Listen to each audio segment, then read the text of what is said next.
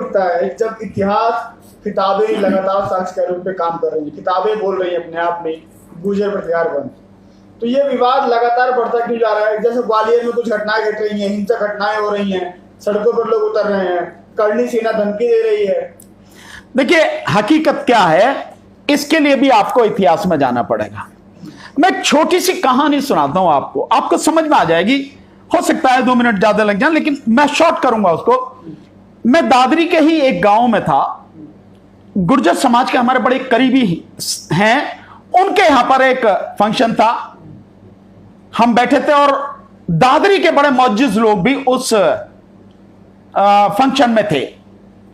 तो वहां पे कहीं से लाउड स्पीकर वगैरह चल रहा था, रामायण वगैरह की बातें हो रही थी, और वो सारे के सारे जो मुख्य लोग थे वो करने लगे कि देखिए रामायण हमारी कितनी, महाभारत हमारी कितनी अच्छी, कैसी कैसी बढ़िया बातें हैं, ये बातें वो बातें हैं, सारी बढ़िया बातें उन्हें नजर आ रही। मैं भी वहीं बैठा उनकी बातें सुनता रहा। सुनने के बाद जब वो शांत हो गए तो मैंने उनसे कहा कि चौ साहब अगर बुरा ना मानो तो मैं भी आपको एक बात आप कहना चाहूंगा। हाँ साहब कहो। मैंने अभी आप रामायण और महाभारत की बात कर रहे थे, सारी चीजें बढ़िया आपको नजर आ रही थी, लेकिन इसी रामायण इसी महाभारत में इन्हीं धर्मशास्त्रों में समाज को 4 वर्णों में बांटने की भी बात है। ब्राह्मण, क्षत्रिय, वैश्य और शूद्र। तो मैंने कहा चौ साहब आपको ब्राह्मण कौन है नजर आता है? साफ साफ नजर आता है, और नाम से ही नजर आ जाता है। अगर नाम ही किसी का पढ़ लिया जाए तो नाम से नजर आ जाता है। और पूरे देश में ब्राह्मण जो है वो एक वर्ण है, जातियां नहीं हैं। दूसरा अगर आप देखें तो क्षत्रिय समाज, तो क्षत्रिय समाज भी नाम से ही पता लग जाता है कि क्षत्रिय कौन है, कौन व्यक्ति जिसका नाम लेंगे पता लग जाएगी क्षत्रिय, तो आपको नजर आ रहा है। और इसी तरह से क्षत्रिय समाज भी पूरे देश में वो भी एक वर्ण है, जातियां नहीं हैं। ये अलग बात है कि गोत्र के लिए कहीं सोलंकी लिखते हैं, कहीं भदौरिया लिखते हैं, कहीं चौहान लिखते हैं, कहीं राणा लिखते हैं, कहीं भाटी भी लिखते हैं, और भी नाम और भी उसके साथ में लिख सकते हैं। ठीक इसी तरह से जैसे ब्राह्मणों में कहीं शर्मा लिखते हैं, कहीं द्विवेदी, कहीं त्रिवेदी, कहीं चतुर्वेदी, कहीं पांडे जी, कहीं मिश्रा जी, ये सब लिखते हैं। इसी तरह से आप आ जाइए वैश्य समाज में, यानी बनिया समाज में, तो उसमें भी आप देखेंगे पूरे देश में वैश्य भी एक वर्ण है, जातियां नहीं हैं। और नाम से पता लग जाएगा, कहीं गुप्ता जी, कहीं पे अग्रवाल साहब, कहीं पे आपके बंसल साहब, कहीं कंसल साहब, ये सारी चीजें, कहीं गर्ग साहब, नाम से पता लगता ना कि एक हैं। अगर इन तीनों को आप साफ साफ नजर आते हैं, इन तीनों के बाद कौन बसते हैं? इन तीनों के बाद बसते हैं शूद्र, और शूद्र में जातियां ही जातियां हैं। आपको शूद्र कहीं नाम से नजर आते हैं? इन तीनों को अगर छोड़ दें तो बाकी सारे कौन हैं? बाकी सारे इस देश में शूद्र हैं। मोटे मोटे शब्दों में समझो तो जो शेड्यूल कास्ट हैं, शेड्यूल ट्राइब्स हैं, ओबीसी हैं, वो सारे के सारे कौन हैं? वो शूद्र हैं।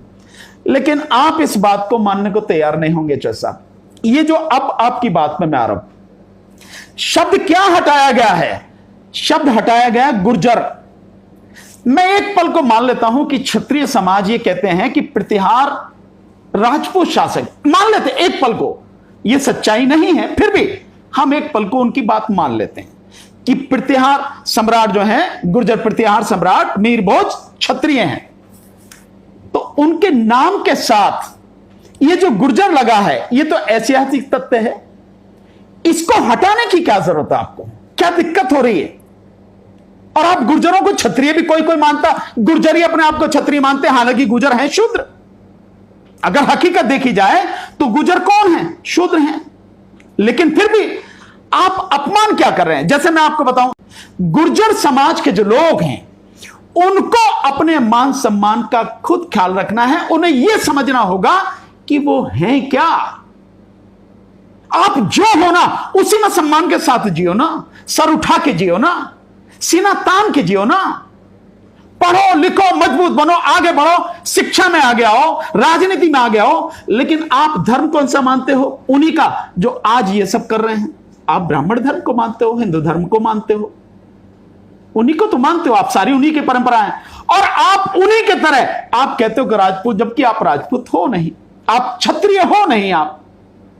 और नए नए तर्क मैं सुन रहा हूं, न जाने कौन कौन से तर्क आ रहे हैं कि राजपूतों की, क्षत्रियों की इतनी जातियां थी। भाई हमने तो जो इनका पूरा इतिहास है, जो धर्मशास्त्र है, वो सारे के सारे तो साफ साफ बताते हैं कौन क्या है। तो मैं यही कहूंगा, ये विवाद जो चल रहा है, इस विवाद से बचें और ये सारी चीजें समझ के कि चाहे कुछ हो जाओ, तुम्हें देखा उसी दृष्टि से जाएगा कि तुम शूद्र हो। इस बात को समझो, अपनी ताकत को बढ़ाओ और जहां तुम्हें खड़ा होना चाहिए सही जगह, वहीं खड़े हो, वहीं सम्मान होगा।